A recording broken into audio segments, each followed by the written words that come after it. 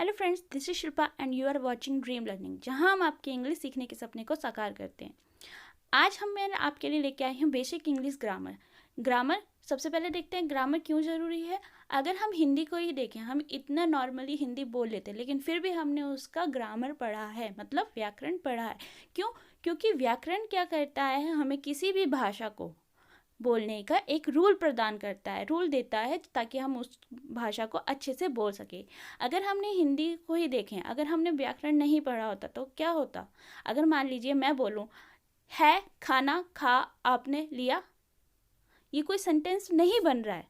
अगर हम ये बोलते हैं आपने खाना खा लिया है, तो एक ये पूरा एक क्या बनता है, एक वाक्य बनता है, वो भी सही वाक्य। इसी तरीके से ये मैंने क्या बोला, एक वाक्य। तो सबसे पहले ग्रामर को देखने के लिए हम उसमें देखते हैं कि वाक्य क्या होता है। इंग्लिश में वाक्य क्या होते हैं, सेंटेंसेस क्या होते हैं एंड उसके टाइप। तो आज का चैप्टर शुरू करते हैं।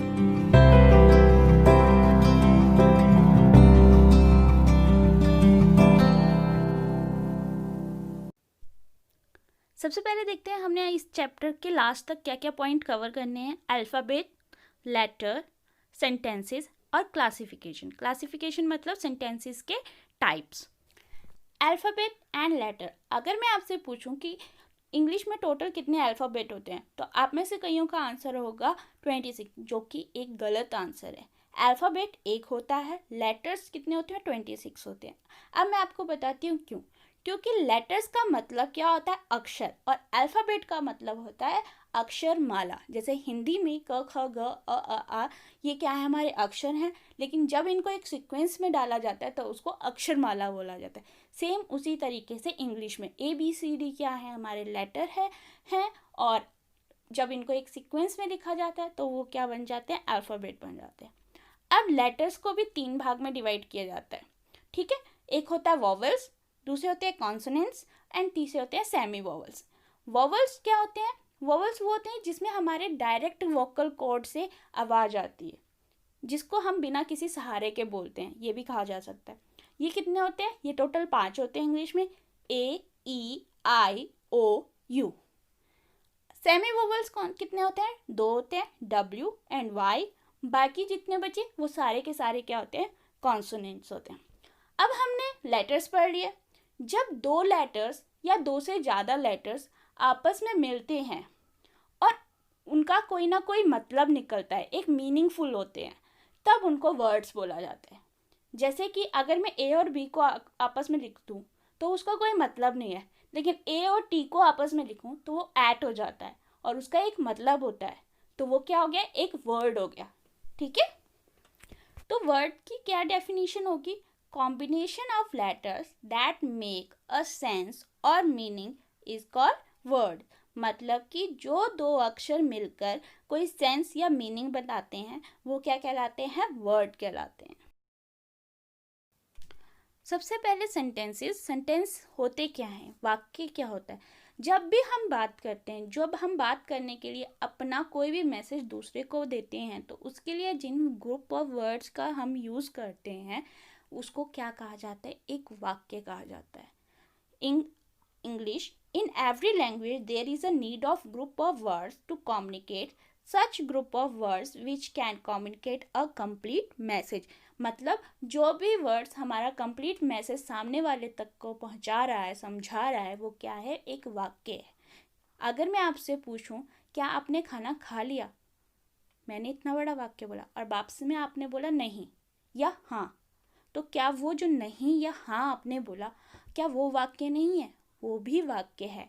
वो एक वर्ड होने के बावजूद भी वाक्य, क्योंकि आपका पूरा का पूरा मैसेज मुझ तक पहुंच गया और मैंने आपके मैसेज को समझ लिया, तो मतलब ये क्या होता है, ये वाक्य कहलाता है। अब आते हैं काइंड्स ऑफ सेंटेंसेस, मतलब जितने जो वाक्य हैं उनके कितने प्रकार होते हैं। इनको 2 भागों में बांटा जाता है, एक होता है क्लासिफिकेशन 1 और एक होता है क्लासिफिकेशन 2, ठीक है। सबसे पहले हम क्लासिफिकेशन 1 को देखेंगे। तो क्लासिफिकेशन 1 का फर्स्ट पॉइंट है डिक्लेरेटिव या स्टेटमेंट सेंटेंसेस, जिसको हिंदी में साधारण वाक्य या कथात्मक वाक्य कहा जाता है। इसमें क्या होता है, इसमें फैक्ट, ओपिनियन और आइडिया के बारे में बात की जाती है। जैसे कि अगर मैं बोलूँ सूरज पूरब से निकलता, ये क्या है, एक फैक्ट है जिसको हम चेंज नहीं कर सकते। The sun rises from east. अगर मैं बोलूँ नरेंद्र मोदी इंडिया के प्रधानमंत्री है, इसको भी अभी हम चेंज नहीं कर सकते। Narendra Modi is the prime minister of India, ठीक है। अगर मैं बोलूँ राम एक अच्छा प्लेयर है, ये मेरा ओपिनियन है, ये मेरे लिए है कि मेरे को वो अच्छा प्लेयर लगता है। हो सकता है आपको या मेरे साथ जो भी हैं उनको वो अच्छा प्लेयर ना लगता हो, लेकिन मेरे को अच्छा लगता है, तो Ram is a good player. तो इसमें हमने क्या बताया, फैक्ट, ओपिनियन और आइडिया। जब हम अपने फैक्ट्स को बताते हैं या ओपिनियन को बताते हैं और या आइडिया को बताते हैं, तो वो कौन से सेंटेंसेस होते हैं, वो डिक्लेरेटिव सेंटेंसेस होते हैं, ठीक है। हमारे सेकंड सेंटेंसेस होते हैं इम्पेरेटिव सेंटेंसेस, मतलब आदेश सूचक वाक्य। जैसे कि हिंदी में हम आदेश सूचक मतलब किसी को आदेश दे रहे हैं, ठीक है।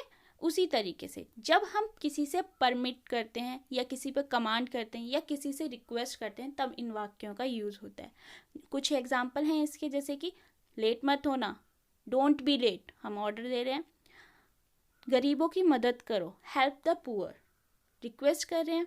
या हमें ऐसे रिक्वेस्ट ऐसे भी कर सकते हैं, please give me a cup of T, ये भी क्या है, एक रिक्वेस्ट है। तो ये कौन से सेंटेंसेस होते हैं, ये इम्पेरेटिव सेंटेंसेस होते हैं।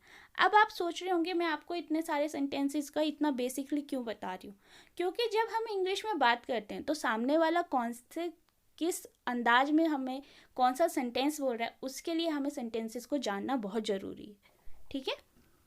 इंटेरोगेटिव सेंटेंसेस, इंटेरोगेटिव सेंटेंसेस मतलब प्रश्नवाचक वाक्य। जैसे नाम से ही क्लियर है कि हम यहाँ पे क्या कर रहे हैं, प्रश्न पूछ रहे हैं, क्वेश्चंस पूछ रहे हैं, ठीक है। तो जैसे कि एग्जाम्पल देख लीजिए, what is your name, how are you, what's going on, are you a good player, ठीक है। तो ये सारे क्या हैं, ये क्वेश्चंस है। अब मैंने यहाँ पे व्हाट, हाउ इनका यूज़ किया, इनको क्या कहा जाता है, WH फैमिली में आते हैं ये, इनसे क्वेश्चंस बनते हैं। इसके बारे में मैं आगे आने वाली वीडियोस में बताऊंगी। नेक्स्ट सेंटेंसेस है हमारे ऑप्टेटिव सेंटेंसेस, इनको इच्छा सूचक वाक्य भी कहा जाता है। ये कब यूज़ होते हैं, ये हमारी इच्छा पे डिपेंड करता है। जैसे हमारी इच्छा है किसी को विश करने की या प्रेयर करने के लिए किसी के लिए, या कर्ज मतलब उसको श्राप देने के लिए, तो हम कौन से सेंटेंसेस का यूज़ करते हैं यहाँ पे, ऑप्टेटिव सेंटेंसेस का। देखिए एग्जाम्पल देखिए, wish you a happy new year या मे यू लिव लॉन्ग। यहाँ पे हम क्या कर रहे हैं, एक को विश कर रहे हैं, दूसरे के लिए प्रार्थना कर रहे हैं, ठीक है।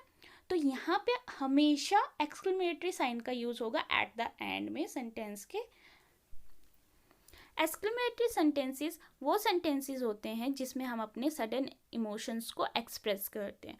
जैसे कि कई बार अगर हम बहुत खुश होते हैं तो हम क्या बोलते हैं, हुर्रा या वाओ, ओ सैड, पूह पूह। पूह पूह का मतलब होता है राम रे राम, ठीक है। तो ये कौन से सेंटेंसेस होते हैं, ये एक्सक्लेमेटरी सेंटेंसेस होते हैं। अब क्लासिफिकेशन 2 की बात करते हैं। सबसे पहले सेंटेंसेस होते हैं इसमें अफर्मेटिव सेंटेंसेस, जिनको सिंपल सेंटेंसेस भी कहा जाता है। इसमें हम जैसे कि एग्जांपल देखिए, I am a good player, I am a good cook, ठीक है। उसके बाद आते हैं नेगेटिव सेंटेंसेस, इसमें नो या नॉट का यूज़ किया जाता है। जैसे कि I am not a good player, I am not a good cook, ठीक है। उसके बाद आते हैं इंट्रोगेटिव सेंटेंसेस, जैसे कि अभी मैंने पीछे बताया था, इंट्रोगेटिव मतलब क्वेश्चन पुट करते हैं हम, are you a good player, are you good cook. और इंट्रोगेटिव नेगेटिव मतलब हम क्वेश्चन तो पुट कर रहे हैं लेकिन उसके साथ में क्या यूज़ कर रहे हैं, नो या नॉट का यूज़ कर रहे हैं। Are you not a good player, are you not a good cook, ठीक है। तो फ्रेंड्स, आज के बेसिक इंग्लिश ग्रामर में आपने देखा alphabet, letters, words, sentences and उसके क्लासिफिकेशंस। अगले आने वाले वीडियोस में आपको पूरा का पूरा बेसिक ग्रामर भी क्लियर किया जाएगा, साथ साथ हम आपको smart and advance English vocabulary भी देंगे ताकि आप दोनों का बैलेंस करके चलें, ठीक है। तो वीडियो पसंद आया हो तो लाइक करें, शेयर करें, सब्सक्राइब करें और बेल आइकन को बजाना ना भूलें ताकि आपको हमारे आने वाले वीडियो की नोटिफिकेशन मिलती रहे। Thanks for watching.